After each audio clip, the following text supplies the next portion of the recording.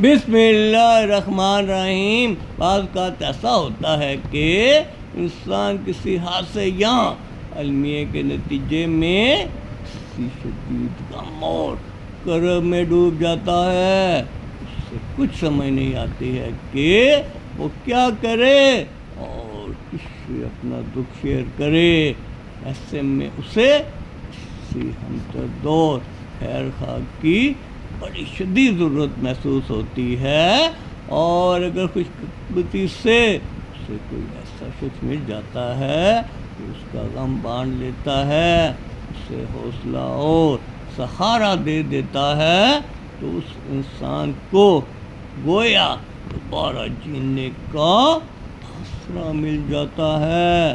لیکن ایسے میں اگر وہ اکیلا رہ جاتا ہے تو اس کے لیے زندگی ایک عذاب بن کر رہ جاتی ہے۔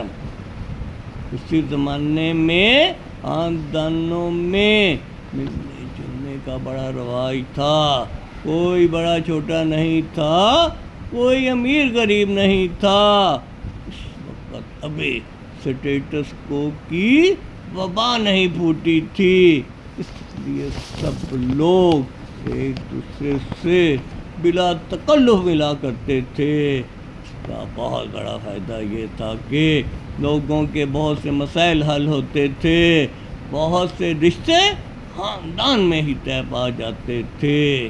پھر ہر گاؤں میں شام ہوتے ہی کسی کھلی جگہ میں کسی درخت کے تلے چارپائیاں بچھا دی جاتی تھیں، اس سے چوپال کہتے تھے۔ یہاں گاؤں کے ہر شخص کو بلا امتیاز آنے اور بیٹھنے کی اجازت تھی۔ لوگ ایک دوسرے کو اس سے کہانیاں سنایا کرتے تھے، لوگ داستانیں دہرائی جاتی تھیں، کوئی شخص صوفیہ کرام کا کلام اپنی خوبصورت آواز میں گاتا تھا، اور یوں اس ماحول میں سارے دن کی تھکن دور ہو جایا کرتی تھی۔ آج ایک گھر کے افراد ایک دوسرے سے دور ہیں، وہ ایک دوسرے سے بے خبر اور لا تعلق رہتے ہیں، ان کے سارے رشتے اور رابطے موبائل فون تک محدود ہو کے رہ گئے ہیں۔ ہر شخص اپنی دنیا میں مگن ہے اور اپنی ذات میں کھو گیا ہے۔